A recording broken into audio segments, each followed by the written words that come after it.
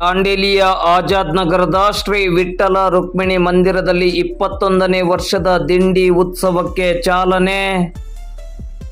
ದಾಂಡೇಲಿಯ ಆಜಾದ್ ನಗರದ ಶ್ರೀ ವಿಠ್ಠಲ ರುಕ್ಮಿಣಿ ಮಂದಿರದಲ್ಲಿ 21ನೇ ವರ್ಷದ ದಿಂಡಿ ಉತ್ಸವಕ್ಕೆ ಚಾಲನೆಯನ್ನು ನೀಡಲಾಗಿದೆ. ಇಂದು ಬುಧವಾರ ಬೆಳಿಗ್ಗೆ ಕಾಕಡಾರತಿ ಪೂಜೆ ನಡೆದು ಗ್ರಂಥರಾಜ ಜ್ಞಾನೇಶ್ವರ ಸಾಮೂಹಿಕ ಪಾರಾಯಣ ಕಾರ್ಯಕ್ರಮ ನಡೆಯಿತು. ಇಂದು ಸಂಜೆ ನಾಮಜಪ ಪ್ರವಚನ ಹಾಗೂ ಹರಿಪಾಠ ನಡೆದು ಇಂದು ರಾತ್ರಿ 8 ಗಂಟೆಯಿಂದ ಕೀರ್ತನೆ, ಭಜನೆ, ಜಾಗರಣೆ ನಡೆಯುತ್ತಿದೆ.